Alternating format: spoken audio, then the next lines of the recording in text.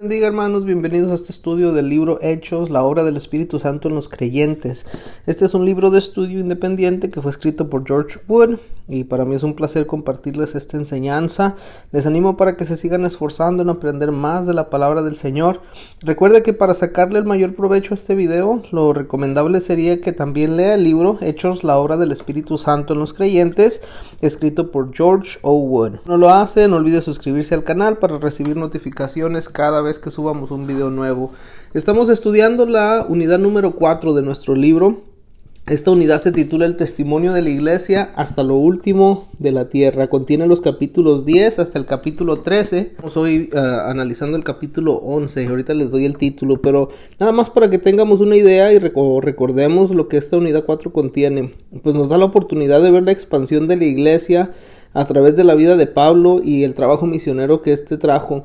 Los primeros dos viajes misioneros de Pablo fueron muy similares en su estrategia. Él y sus acompañantes viajaron de ciudad en ciudad y iban proclamando el evangelio de Jesucristo. Y este equipo estableció congregaciones entre aquellos que creían en Jesús. Por medio de esa estrategia, en grandes segmentos del Imperio Romano se predicó a Jesucristo. Igualmente, hermano, el seguimiento dado por las visitas posteriores de Pablo les proporcionó fuerza y crecimiento a las congregaciones que habían sido fundadas. El tercer viaje misionero de Pablo comienza con el mismo plan. Se disponían a fortalecer y a alentar a los discípulos, y después de aproximadamente 4 a 6 meses de ministerio, Pablo viajó a Éfeso, una ciudad clave en lo cultural y comercial que estaba ubicada a la costa occidental de Asia Menor. Su trabajo ahí representó un cambio de estrategia. Pablo permaneció ahí en Éfeso por más de 2 años, evangelizando la provincia entera y teniendo esta ciudad como su sede del ministerio. Cuando leemos Hechos 19, verso 10 y verso 20, eso nos da testimonio de la eficacia a nivel regional del ministerio de Pablo. Y debido a la intensa hostilidad de los judíos hacia Pablo y a su misión para con los gentiles, Pablo fue juzgado en 3 ocasiones y encarcelado por varios años. La narración de Lucas sobre el cristianismo primitivo termina con el relato de Pablo custodiado, pero proclamando con denuedo el evangelio de Jesucristo a todo el que lo escuchara. Y de esa manera pues vamos a analizar el día de hoy el capítulo 11, titulado El segundo viaje misionero. Una observación que nos hace aquí el autor del libro dice: el segundo viaje misionero de Pablo comenzó con incertidumbre y falta de dirección, pero no sin la bendición y guía de Dios. En ocasiones Dios revela su voluntad de manera sencilla y clara, y en otros casos debemos esperar a que Él nos revele el siguiente paso mientras cumplimos fielmente la parte del plan que Él nos ha mostrado. En este capítulo nos vamos a encontrar con 3 lecciones. La primera de ellas se titula Comienza el segundo viaje misionero. Tenemos como base bíblica Hechos capítulo 15 verso 36 hasta Hechos 16, 40. 4 puntos principales o 4 enseñanzas que podemos deducir de esa porción bíblica, y esos van a ser los temas principales de esta lección 11.1. El primer tema principal, que es un punto que aprendemos, es Dios no siempre guía de la misma forma, y es algo que vamos a estar estudiando en esta lección. También estaremos leyendo acerca de un despegue difícil, no necesariamente significa un aterrizaje desastroso. También no saber hacia dónde se va no significa que no se vaya a ninguna parte. Y por último cerraremos esta lección en base de esos versos bíblicos que le dije. El tema principal titulado Ser derribado no significa ser abatido. La lección es la lección 11.2, una historia de 3 ciudades. Esta comienza desde el capítulo 17 de Hechos, y vamos a estar viendo la manera en que Pablo predicaba y también poniendo atención a lo que Pablo hizo en 3 ciudades que se mencionan. La primera de ellas siendo Tesalónica.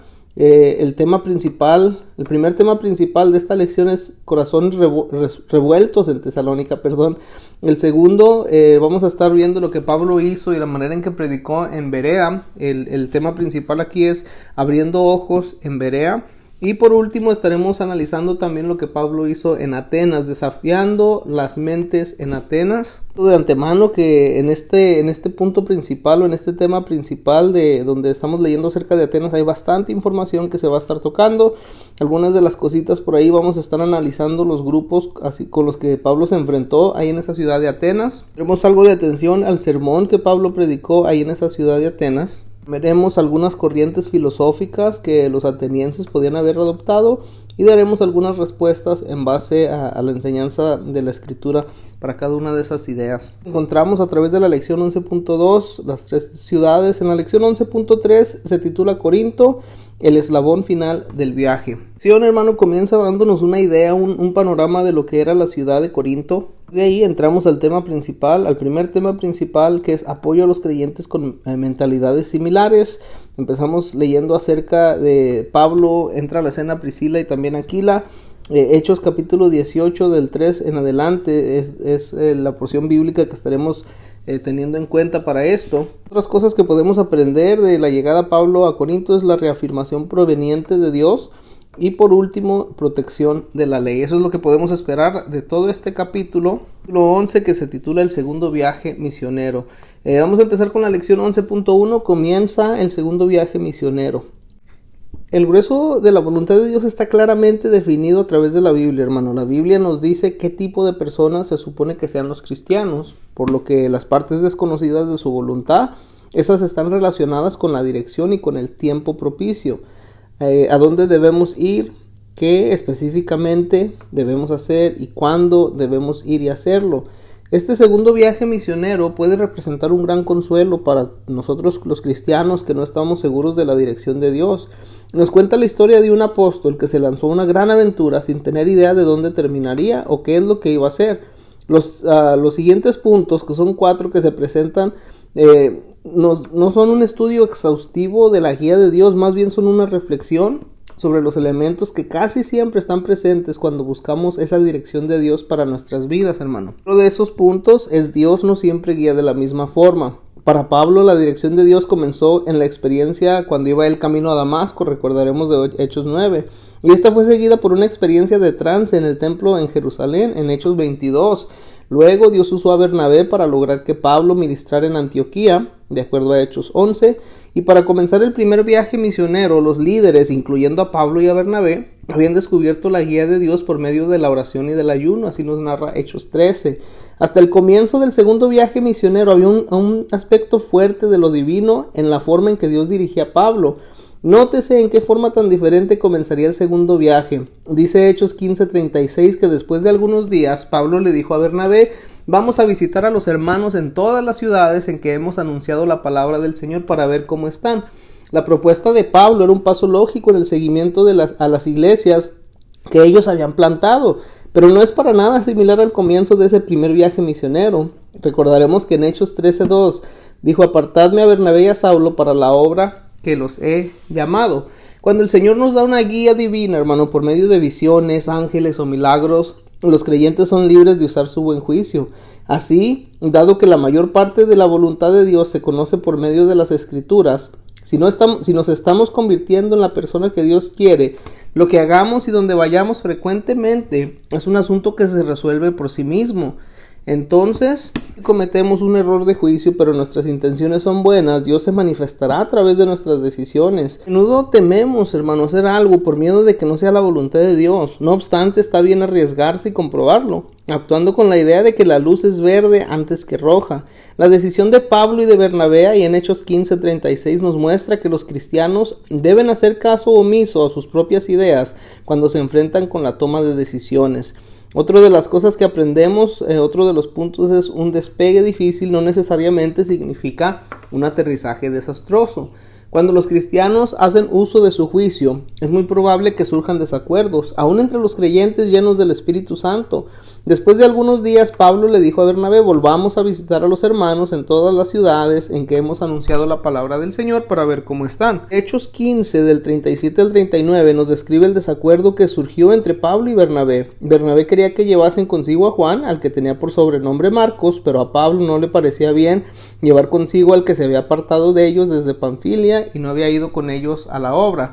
Hubo tal desacuerdo entre ellos que se separaron el uno del otro. Bernabé, tomando a Marcos, navegó a Chipre, y este es el tercer conflicto que se presenta ahí en el libro de los Hechos. El primero, se recordará usted, había sido esa disputa en torno a la ecuanimidad social, ahí en Hechos capítulo 6 del 1 al 7. Aquel conflicto fue resuelto con el reconocimiento franco del problema, sin mostrar autocompasión o buscarle culpables. El segundo conflicto, recordará también usted, hermano, fue un problema de doctrina que se resolvió en el Concilio de Jerusalén, que se presenta en Hechos capítulo 15. En aquel momento la solución incluyó la definición del problema, la discusión de las posibles soluciones, el testimonio a la luz de las Escrituras y ceder en lo que era posible. Sin embargo, en esta ocasión el conflicto se basaba en los métodos, pues no se puede decir que Bernabé o Pablo estuvieran celosos uno del otro, ni que ninguno de los dos tenía pecado. Simplemente, hermano, no se lograron poner de acuerdo en si Juan Marcos debía ser parte del próximo viaje misionero, pues Pablo no estaba dispuesto a llevarlo y Bernabé no estaba dispuesto a ir sin él. Entonces, dado que no había posibilidad de ceder en el asunto, pues ambos optaron por diferir.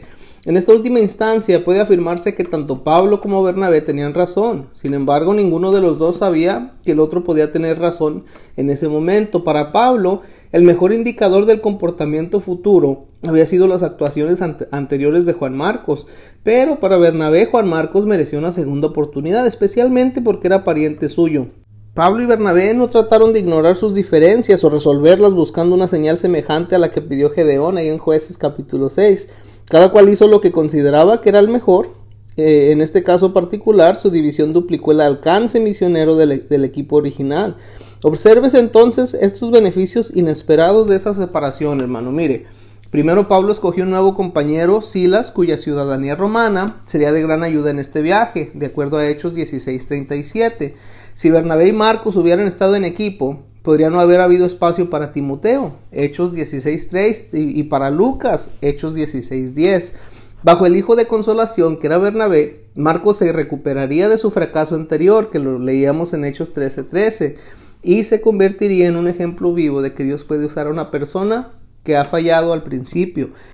Gracias a la fe de Bernabé en su primo Juan Marcos es que tenemos el Evangelio de Marcos. Pablo luego se dio cuenta de que Marcos ya no era un desertor y lo encontró útil. De hecho, le pidió a Marcos que viniera a Roma en una época en la que los líderes cristianos temían por sus vidas. Así leemos en 2 de Timoteo 4:11.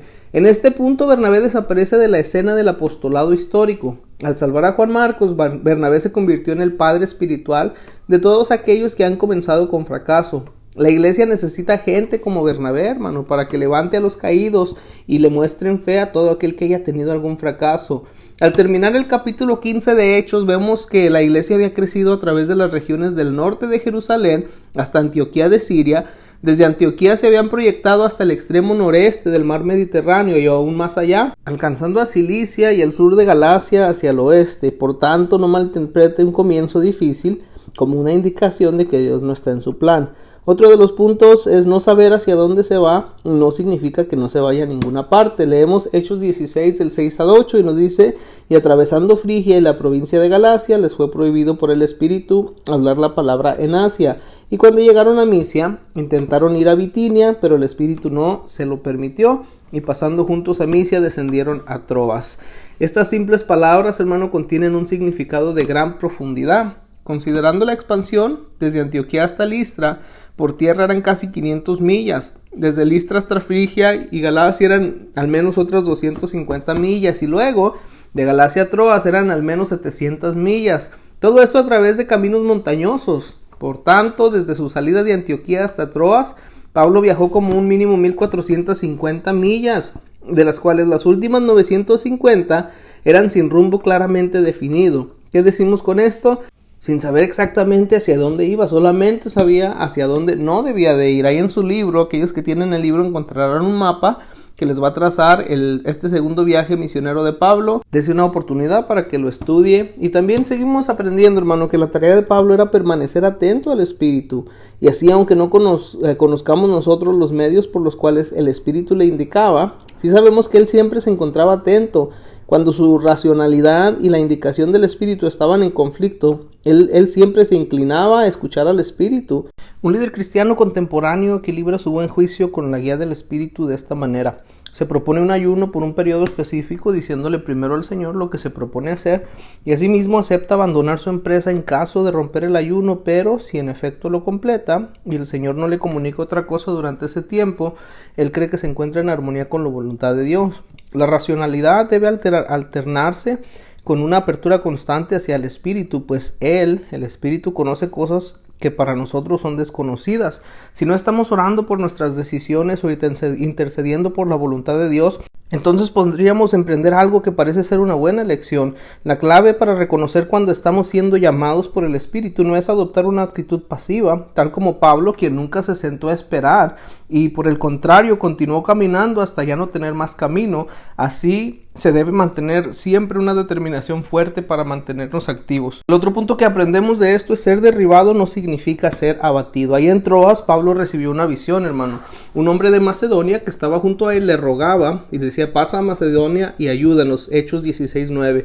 De inmediato los 4 misioneros navegaron a Macedonia y Lucas mencionó el itinerario seguido. El viaje de Macedonia a Samotracia, una isla que era una isla montañosa que se alzaba a una altura cercana a los 5,000 pies. Eso les tomó un día. Al segundo día los misioneros llegaron al pueblo de Neápolis, en la costa de Macedonia, de donde viajaron por tierra hasta Filipos, que estaba a unas 10 millas. Esta colonia romana no tenía sinagoga porque la población judía tenía menos de 10 hombres adultos. Sin embargo, Pablo se enteró de que un pequeño grupo de mujeres y de temerosos del Señor se reunían fuera de las puertas de la ciudad, cerca del río Ganges, lo cual era costumbre en los lugares que no tenían sinagoga. Pablo y sus acompañantes se dirigieron a esta reunión informal el día de reposo, sin menospreciarlos porque fueran un grupo pequeño o porque hubiera mujeres en él. Este encuentro preparó el escenario para lo que se convertiría en el primer mensaje de Pablo en Europa y en la conversión de Lidia. La gran oportunidad que se presentó en Filipos se dio por medio del corazón abierto de una mujer y su casa, y así mientras algunas mujeres de la clase alta se oponían al evangelio, según Hechos 13:50, había otras como Lidia que lo recibían con brazos abiertos. La fortuna de Lidia provenía posiblemente del hecho de que era inmigrante de Tiatira y distribuidora de costosos productos de púrpura que se fabricaban en su ciudad natal. Ella también tenía una casa con espacio suficiente para albergar a 4 misioneros. Primero ella abrió su corazón y luego abrió su casa. Unos días después, Pablo expulsó a un espíritu demoníaco de una muchacha esclava, pero por esta razón fue llevado a prisión.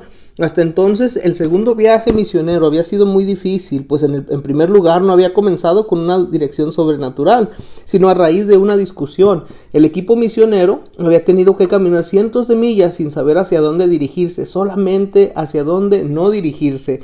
Luego de transitar más de 1500 millas desde su punto de partida y tras varios días de navegación como respuesta a la visión del hombre de Macedonia, habían llegado para percatarse de que nadie los esperaba. Y aún más, Filipos no tenía siquiera una sinagoga que le sirviera de punto de partida en su ministerio, y sus primeros esfuerzos no habían producido grandes resultados. Por último, habían liberado a una muchacha esclava de los demonios que la acosaban. Sin embargo, la única recompensa que recibirían a cambio sería la humillación, el dolor y el encarcelamiento.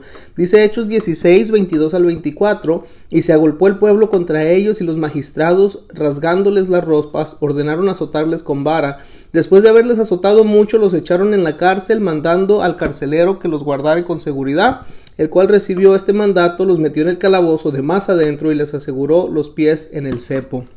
En aquel momento todo el segundo viaje misionero pendía de un hilo. Pablo y Silas no podían ver el fruto, eran incapaces de visualizar los resultados que incluirían a Tesalónica, Berea, Atenas y Corinto. No podían ver las epístolas, no estaban por escribirse. Pablo y Silas no interpretaron a Dios por las circunstancias y jamás lo acusaron, ni se culparon o manifestaron autocompasión. Un cavador de tumbas, nos comenta aquí el libro, en Burkina Faso leyó en una tumba la siguiente inscripción: Billy Ho, 6 meses. John y Cuba Ho eran misioneros luchadores cuando su único hijo, Billy, cayó gravemente enfermo. Cuba recordaba cada día, cada noche, los africanos venían y nos miraban por la ventana pensando si, en caso de morir nuestro hijo, nos quedaríamos. Los nativos los observaban con el propósito de ver la forma en la que reaccionarían si, a pesar de sus múltiples oraciones, su hijo muriera. Ellos preguntaban, ¿mantendrían su fe? Los Ho encomendaron a su hijo al Señor, aceptando su muerte como parte de la voluntad del Señor y rehusándose a amargarse. Los africanos vieron cómo esta familia enfrentó la crisis y, por tanto, la respuesta de los Ho a la tragedia se convertiría en el medio inicial para abrir las puertas al evangelio en ese país de Burkina Faso. De la misma forma, la gente de Filipos observaba la reacción de Pablo y de Silas en la cárcel. Hechos 16:25 dice que a la medianoche, orando Pablo y Silas cantaban himnos a Dios y los presos los oían. Sin importar lo que nos suceda, la verdad de Dios siempre es cierta. Jesús resucitó y tenemos a Dios en el cielo, un Padre celestial que nos ama y que desea que seamos parte de su familia. Tenemos un Señor que nunca nos abandona ni nos olvida. Pablo y Silas tomaron la decisión consciente de permanecer en la voluntad de Dios al optar por no amargarse. Este momento sería definitivo para la vida de Pablo, pues a partir de entonces todo cambiaría. La actitud lo es todo. Lo que ocurre dentro de nosotros es más importante de lo que nos ocurre afuera. Se debe mantener la fe sin importar qué tan oscura está la noche o cuán profundo sea el dolor, hermano. No importa lo que su experiencia pueda mostrar, Dios jamás nos abandonará o olvidará. Cuando se camina en su voluntad, el próximo terremoto que experimente solo podría ser el método que Él ha escogido para liberarlo de sus cadenas. Y de esa manera llegamos al fin de la lección 11.1, que se titula Comienza el segundo viaje misionero. Si necesita un tiempo para pausar, este sería un buen momento. De otra manera, vamos a comenzar con la lección 11.2, titulada Una historia de 3 ciudades. Y no conocemos la duración de la estadía de Pablo en Filipos. Esta probablemente duró solo algunas semanas. Lo que sí sabemos es que él entró al pueblo en forma inadvertida, pero salió convertido en toda una figura pública. A su llegada no había creyentes, pero a su partida ya se podía hablar de la existencia de la primera iglesia cristiana en Europa. Lucas permaneció en Filipos probablemente para servir como pastor en la recién fundada iglesia. ¿Por qué creemos así o pensamos así? Pues note el nosotros que escribe en el capítulo 16, del 10 al 40, y cómo se convierte en un ellos a partir del 17:1. Lucas no se reencontraría con Pablo sino hasta 8 años después, de acuerdo a Hechos 20, versículo 5. El viaje al oeste a lo largo de la vía Ignacia hasta Tesalónica llevó a Pablo, a Silas y a Timoteo a través de los pueblos de Anfípolis y Apolonia, los cuales, a diferencia de Filipo y de Tesalónica, no eran grandes centros urbanos, y posiblemente Pablo pensaba que si fundaba iglesias en Filipos y en Tesalónica, podría confiar en que el evangelio se extendería desde ellas hacia las ciudades que lo rodeaban. Uno de los puntos principales o temas principales aquí en la lección 11.2 es corazones revueltos en Tesalónica. Tesalónica es la primera ciudad que vamos a estudiar.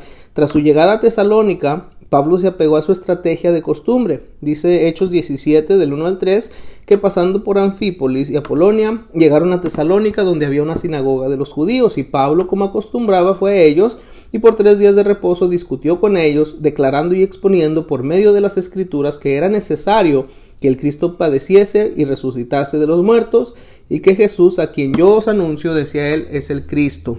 Puede que Pablo haya mencionado su propia experiencia. Él prefirió hacer énfasis en Jesús y en cómo él había cumplido las escrituras. Al llamar a quienes lo escuchaban a aceptar la verdad, Pablo no solo apeló a su experiencia, sino que les señaló la palabra de Dios.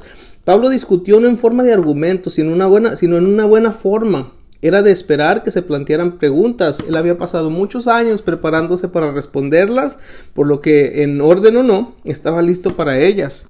Así, Pablo ejemplificó el reto de Pedro: sino santificad a Dios el Señor en vuestros corazones y estad siempre preparados para presentar defensa con mansedumbre y reverencia ante todo el que os demande razón de la esperanza que hay en vosotros. Primera de Pedro 3:15.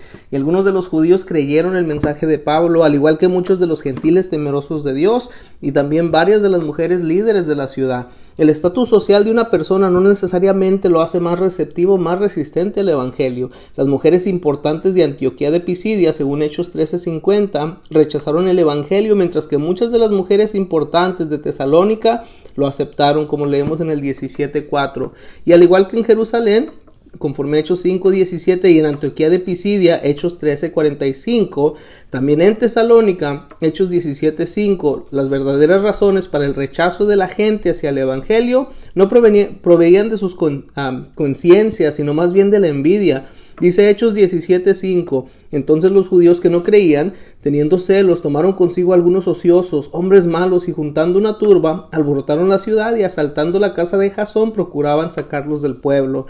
Fue presentada una interesante acusación en contra de Pablo y los otros. Los cabecillas de la turba dijeron, en Hechos 17:6, estos que trastornan el mundo entero también han venido acá. Obviamente, si se aplica solamente a Pablo y a Silas, la afirmación anterior era una exageración, pues ellos solo habían viajado por la parte del mundo que correspondía al segmento entre Jerusalén y Tesalónica.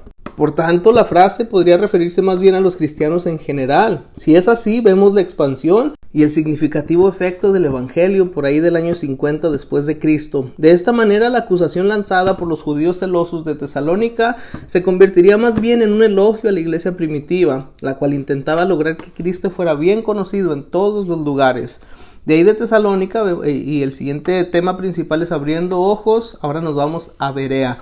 Hechos 17:10 dice que inmediatamente los hermanos enviaron de noche a Pablo y a Silas hasta Berea. Pablo visitaba las sinagogas en cada uno de los pueblos, pero en cada uno de ellos era recibido de diferentes maneras. Los judíos de Berea son elogiados por la forma acuciosa y diligente en la que estudiaban las escrituras para ver si Pablo estaba o no en lo correcto con la interpretación y aplicación que les daba las mismas. Así lo leemos en Hechos 17:11. Cuando los individuos responden a otra religión con ataques emotivos, persecuciones, lenguaje abusivo o violencia física, estas podrían ser señales de la falta de confianza en su propia fe. Al creer que su religión no puede prevalecer con éxito si solo se defiende con palabras, sienten la necesidad de acudir a otros recursos. No obstante, los cristianos reconocen que Dios dará validez a sus palabras con sus actos de salvación y sanidad. Por tanto, Pablo les recordó a los tesalonicenses que pues nuestro evangelio no llegó a vosotros en palabras solamente, sino también en poder, en el Espíritu Santo y en plena certidumbre, como bien sabéis cuáles fuimos entre vosotros por amor de vosotros. Primera de Tesalonicenses 1:5.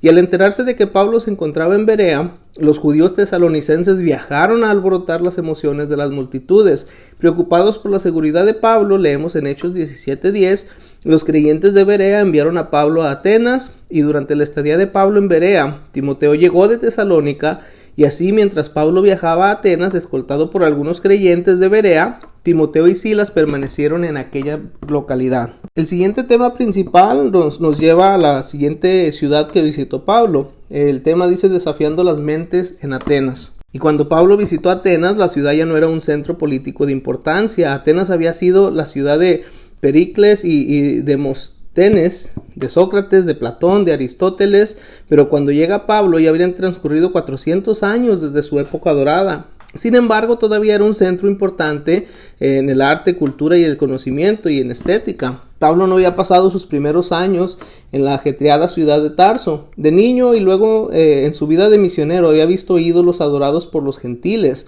Sin embargo, solamente en Atenas leemos que estos ídolos los enardecieron.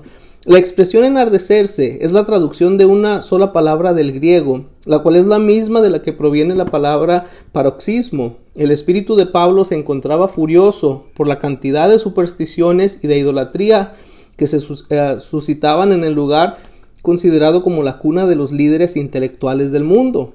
Puede decirse que Pablo fue enviado a Atenas para descansar, dado que los hombres que lo escoltaron pensaban que Atenas sería un lugar seguro para él, en contraste con la inseguridad que lo acechaba tanto en Tesalónica como en Berea. Atenas amaba las novedades, así leemos en Hechos 17:21, mientras que otras ciudades parecían rechazarlas. Pero Pablo no podía simplemente mantenerse ocupado en la biblioteca de Atenas, visitando los puntos turísticos de la ciudad o simplemente descansando, mientras tal idolatría lo confrontaba a cada paso. Cuando Pablo los confronta, hay dos filosofías que se encontraban en su cuarto siglo de existencia. Mire, estaba primero la filosofía epicurea y la estoica. Y ambas filosofías, bajo distintos nombres y formas, permanecen muy vivas en el mundo moderno. Hoy en nuestros tiempos, los epicureos eran agnósticos, creían que Dios no existía o que estaba demasiado lejos del mundo para saber algo de él o para que le importara. Y así para ellos todo ocurría al azar. Por aquellos días la gente vivía con dos grandes temores, los dioses y la muerte. El epicureísmo buscaba quitar esos temores al negar que los dioses existieran o al decir que los dioses, de existir, vivían solo para su propio placer, por lo que nadie debía temer a la muerte, pues la muerte era solo el final. Cada uno debía sacar el mayor provecho de lo que tuviera al momento. El lema de ellos era comer, beber y ser felices. Por otra parte, los estoicos eran panteístas, que ellos creían que Dios estaba en todas partes y que todo era controlado por el destino. Por lo tanto, la apatía, literalmente, la carencia de emociones o de sentimientos, era la característica más deseable que alguien podía tener. La enseñanza de ellos era que cada uno debía vivir con resolución determinada y aceptar con calma lo mejor o lo peor que le enviara el destino. Las comunidades intelectuales representan un gran reto para la iglesia. Como en Atenas, muchas de estas parecen dedicarse al aprendizaje, sin embargo, parecen incapaces de llegar a alcanzar la verdad.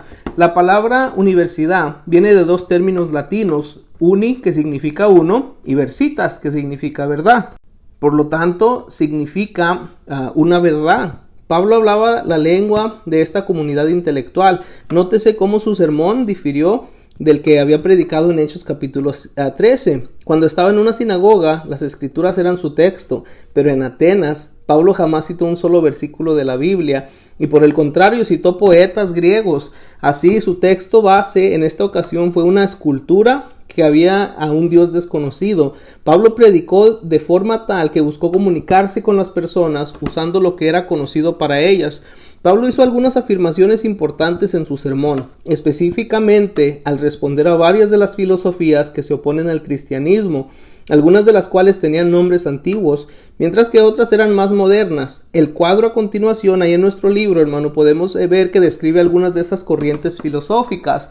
Hay una tabla de información titulada Corrientes Filosóficas que los atenienses podían haber adoptado. Voy a leer el nombre junto con una descripción de lo que ellos creían. Lo primero que encontramos en la tabla de información es el agnosticismo, visión de que si hay un Dios es inconocible. Está el gnosticismo, en parte creencia de que Dios es tan espiritual que jamás hubiera creado materia alguna. Está el panteísmo, visión que refuta la existencia independiente de Dios fuera de las fuerzas y de las leyes del universo. El ateísmo, visión de que no existe Dios.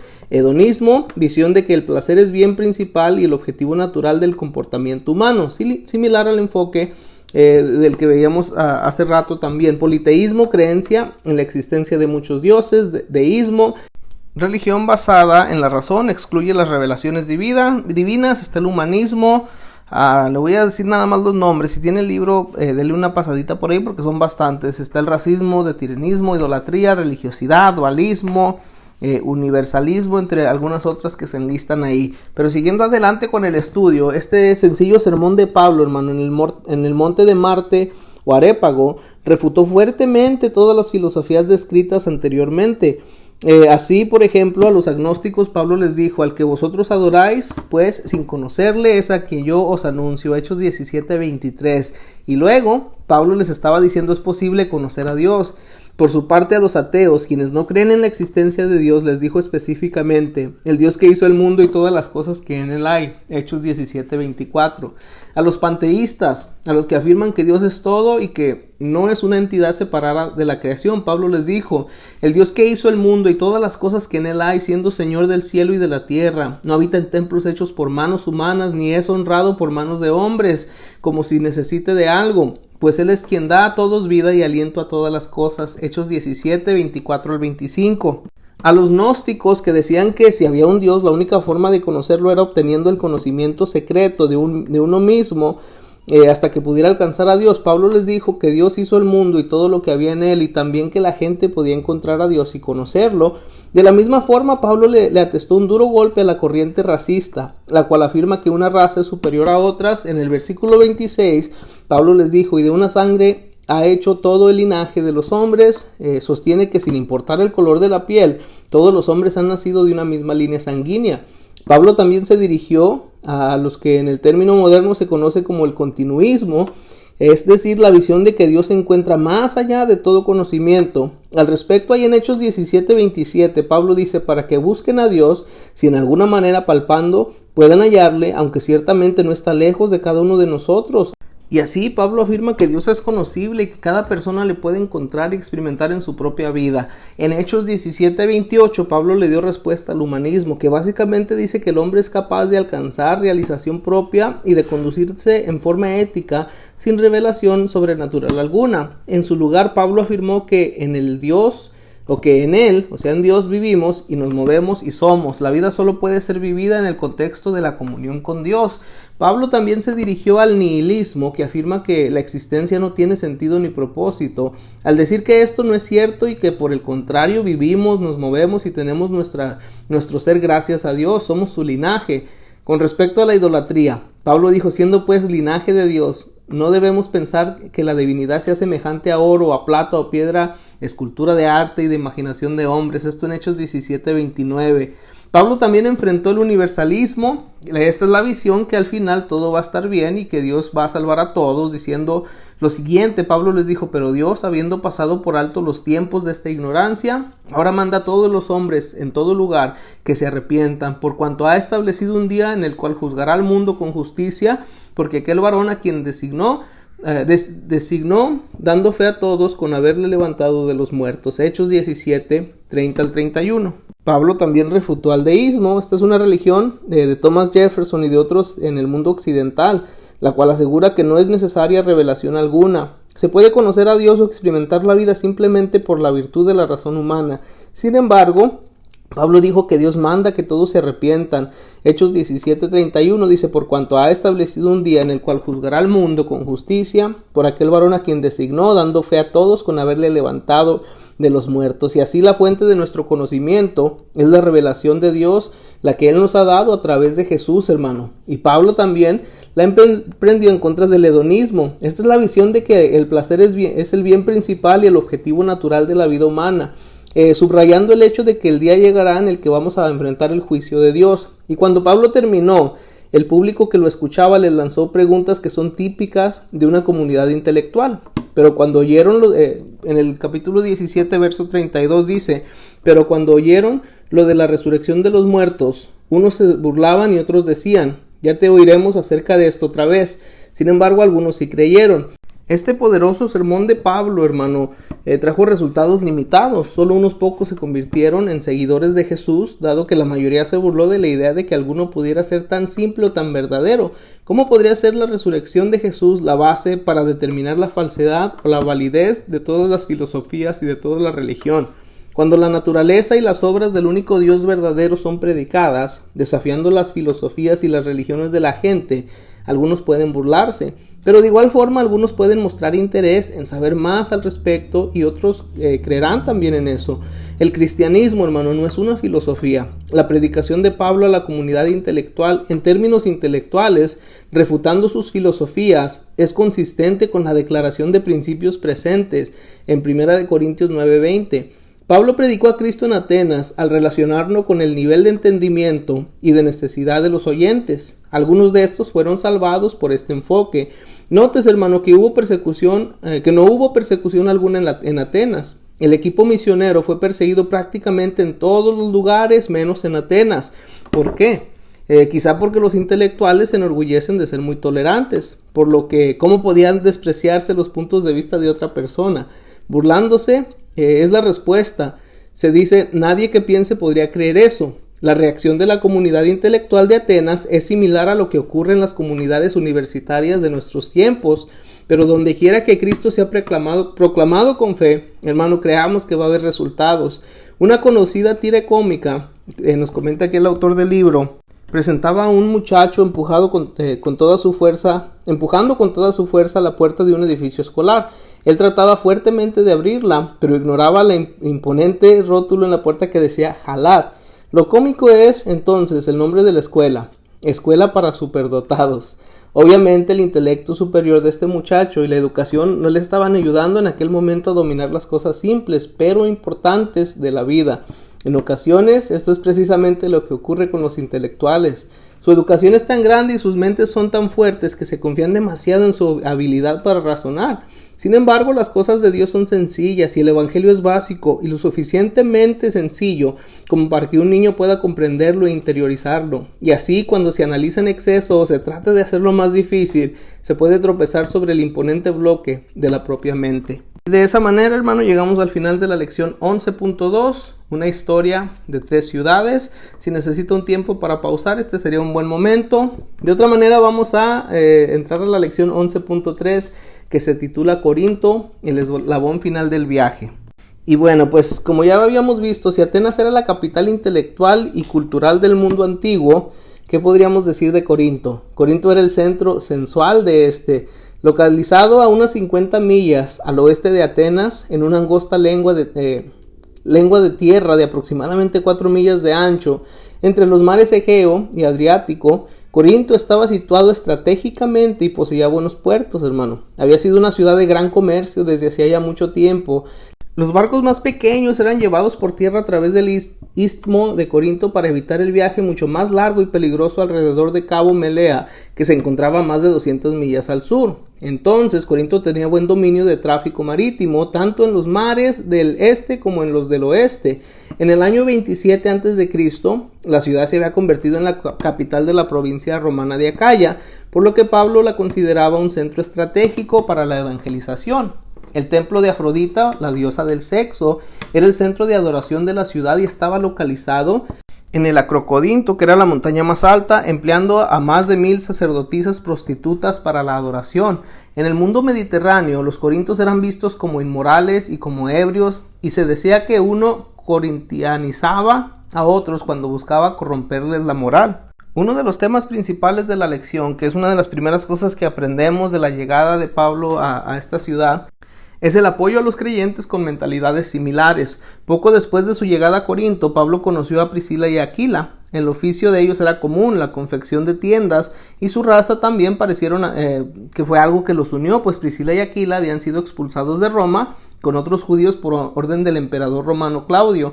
Este momento fue uno de los cuales Pablo no tuvo el apoyo del resto del equipo misionero, pues Silas y Timoteo habían quedado atrás en el viaje debido a su labor de apoyo a las iglesias recién fundadas. Sin embargo, Dios no dejó que Pablo cargara la responsabilidad solo, y en Priscila y en Aquila Pablo encontraría el apoyo y el consuelo que solo puede provenir de aquellos creyentes que poseen mentalidades similares.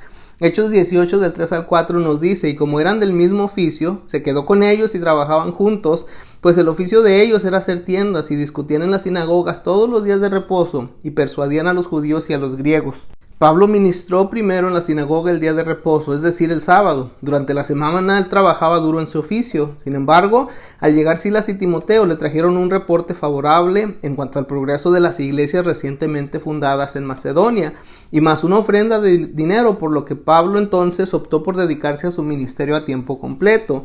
Y así, cuando los judíos se opusieron a su ministerio y fueron abusivos, Pablo les indicó que él había cumplido con su responsabilidad y que los judíos eran responsables por su propia sangre. Hechos 18:6.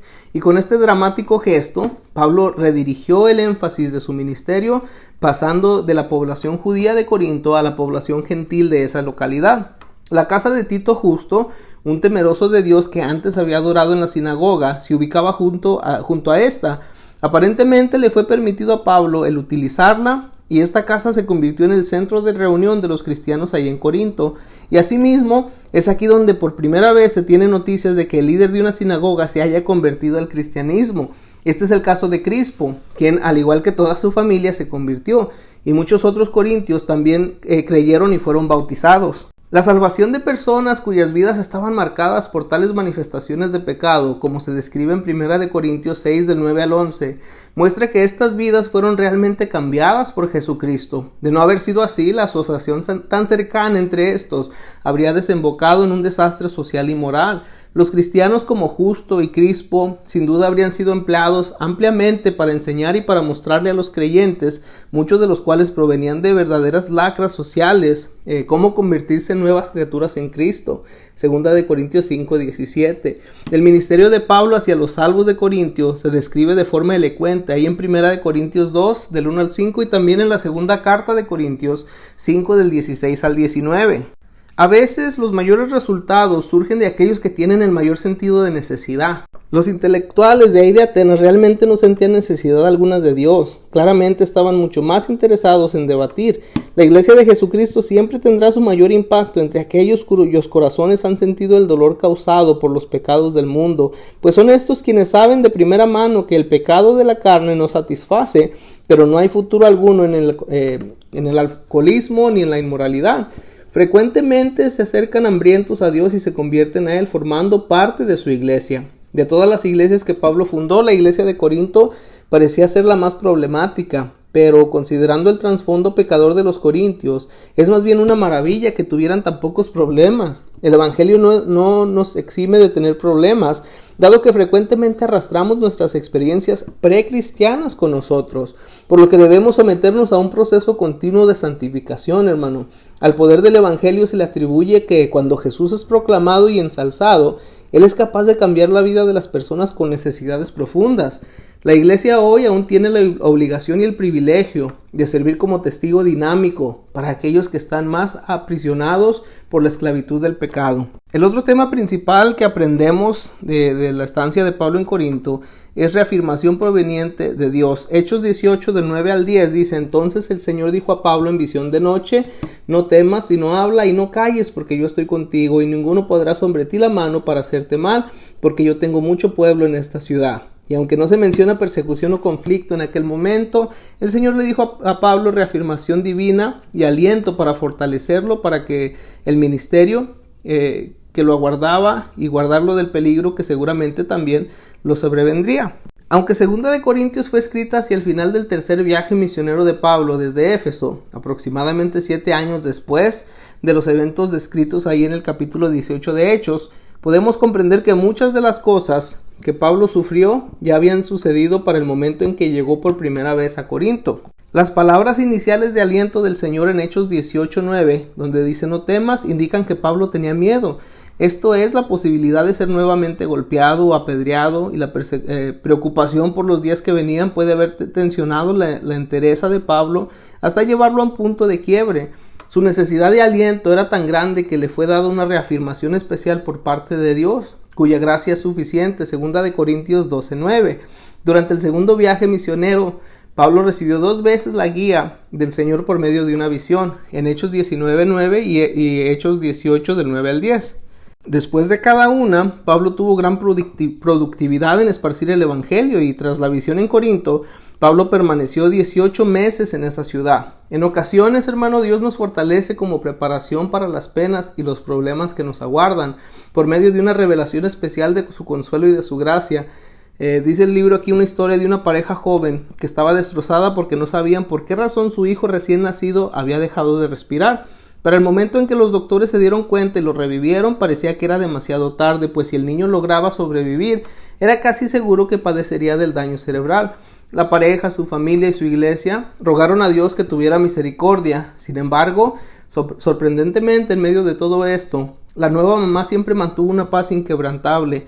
Ella confiaba en la visión que había tenido años atrás de sí misma con un bebé sano y hermoso. Entonces, el Espíritu le había asegurado a su espíritu que su hijo iba a estar bien. Y hoy en día este niño hermoso e inteligente es todo un adulto que sirve fielmente a Dios. El otro punto clave o tema principal de la lección, que es el último, es protección de la ley. Y tiempo después de esta visión de Pablo, miembros de la comunidad judía lo atacaron, llevándolo al juzgado superior, que en griego es bema, un término que Pablo emplearía después para contrastar el bema del juicio romano del bema de Cristo en 2 de Corintios 5:10 ante el procónsul Galión. Sin embargo, cometieron el error de acusarlo de violar la ley judía, error que había sido previamente evitado por el Sanedrín, pues al acusar a Cristo habían cambiado los cargos de naturaleza religiosa a los de naturaleza política. Y aun cuando Pablo estaba listo para proclamar el Evangelio ante los dirigentes y gobernantes de todos los lugares, fue liberado antes de siquiera poder comenzar su defensa. Galión, hermano del conocido Séneca, tomó una decisión que tendría efectos a largo plazo para los creyentes en el mundo romano por los próximos 13 años, desde aproximadamente el año 51 después de Cristo hasta la persecución iniciada por Nerón ahí en el año 64 después de Cristo. Su renuncia a considerar el caso de Pablo confirmaría que los cristianos no eran percibidos como una fuerza revoltosa, por los que tenían los mismos privilegios de práctica religiosa que los judíos. De hecho, Galión consideraba que el cristianismo no era una religión nueva, sino una secta separada del judaísmo. Y así su decisión fue de gran importancia para Pablo, para los cristianos de Corinto y para los cristianos que vivían en los alrededores del Imperio Romano. Como Claudio había expulsado recientemente a los judíos de Roma y Galión había desdeñado con su decisión a los líderes judíos de Corinto, la ocasión era más que apropiada para aquellos que deseaban expresar sentimientos antijudíos, de acuerdo a Hechos 18-17.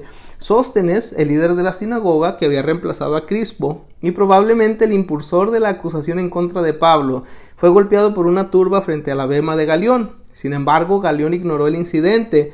De 1 Corintios 1:1 nos queda la esperanza de que quizás Sóstenes después sufriría un cambio en su corazón y se convertiría en creyente.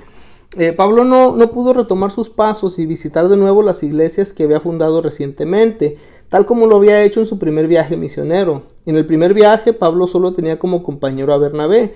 Luego, tras el segundo viaje misionero, decidió implementar una nueva estrategia misionera, dejando a Lucas y a Silas y a Timoteo con las iglesias fundadas, donde podrían brindarles apoyo y dirección espiritual, así como servirles de mensajero entre Pablo y las iglesias. Pablo concluyó casi 2 años en Corinto, dejando a Silas y a Timoteo y navegando hacia Siria con Priscila y con Aquila. En la ciudad costera de Cencrea, al este de Istmo, Pablo se cortó el cabello como un resultado de una promesa que él había hecho. Puede ver número 6, del 1 al 21, para mayores detalles sobre el voto nazareo. ¿Por qué habría de hacer Pablo una promesa de esta naturaleza y cuándo lo había hecho, hermano? Al respecto, pues solamente podemos suponer. Quizá la promesa había sido iniciada antes o inmediatamente después de la visión que tuvo del Señor. Quizá Pablo le había dicho al Señor que le expresaría de manera física su confianza en la reafirmación que el Señor le había hecho al asegurarle que lo haría superar con seguridad la experiencia en Corinto. Por tanto, Pablo había prometido ajustarse a las restricciones nazareas como expresión de su testimonio y de su agradecimiento a Dios por protección. Hay otros que sugieren que Pablo hizo el voto al salir de Cencrea y que su intención era cumplirlo al llegar a Jerusalén, por lo que se rasuró la cabeza de manera tal que el pelo le creciera de nuevo durante el viaje, para así poder ofrecerlo de nuevo en el templo de Jerusalén. Y tal vez Pablo deseaba que su voto fuera una expresión de agradecimiento al Señor ahí en Jerusalén, pues él había respondido a sus plegarias por un viaje seguro desde Cencrea hasta Jerusalén. De Cencrea, Pablo viajó a Éfeso, y en Hechos 16:6 se describe el deseo que tenía Pablo de visitar Éfeso. De ahí Pablo predicó por un tiempo en la sinagoga, pero, a diferencia de lo que acostumbraba, dejó la ciudad a pesar de haber recibido una invitación de los judíos de la sinagoga a quedarse y ministrar. Puede que la decisión de Pablo de visitar Éfeso haya sido voluntad de Dios, pero Pablo sintió que aún no estaba dentro del tiempo de Dios el establecer su base de operaciones en esta ciudad. Por tanto, dejó a Priscila y Aquila en Éfeso y zarpó hasta Cesarea, de donde viajó a Jerusalén para saludar a la iglesia allí, desplazándose después a su iglesia en Antioquía, y con esto se daba por concluido el segundo viaje misionero. Y de esa manera también nosotros, hermanos, llegamos al final de la lección 11.3, Corinto, el eslabón final del viaje, lo que nos trae también al final de todo este capítulo 11, el segundo viaje misionero. A través de este capítulo 11 tuvimos 3 lecciones. En la primera, que se titula Comienza el segundo viaje misionero, con la base bíblica de Hechos 15:36 hasta el 16:40, veíamos 4 puntos que se presentan a través de esa lectura bíblica, y decíamos que el primero es que Dios no siempre guía de la misma forma. Un despegue difícil no necesariamente significa un aterrizaje desastroso. Número 3, no saber hacia dónde se va no significa que no se vaya a ninguna parte. Y número 4, ser derribado no significa ser abatido. Luego estábamos estudiando la lección 11.2, una historia de 3 ciudades. Aquí se hizo un análisis de la llegada de Pablo a la ciudad de Tesalónica, viendo el tema principal, corazones revueltos en Tesalónica. Luego veíamos el tema principal, abriendo ojos en Berea, y estudiábamos qué fue lo que hizo Pablo ahí en esa ciudad. Y por último, desafiando las mentes en Atenas. Y nos dimos el tiempo de estudiar lo que llegó haciendo Pablo en Atenas, también algunas de las filosofías con las que él se pudo haber enfrentado. Estuvimos analizando el sermón o la predicación que él ofreció en ese lugar también, y la reacción de las personas, los ciudadanos de Atenas. En esta última lección, la 11.3, titulada Corinto, el eslabón final del viaje, estuvimos analizando la llegada de Pablo a esa ciudad. Lo primero que aprendíamos era el apoyo a los creyentes con mentalidades similares, refiriéndose a Pablo al encontrarse con Priscila y con Aquila. También el otro tema principal era reafirmación proveniente de Dios, y por último, protección de la ley. Eso fue el capítulo 11. Dios les bendiga.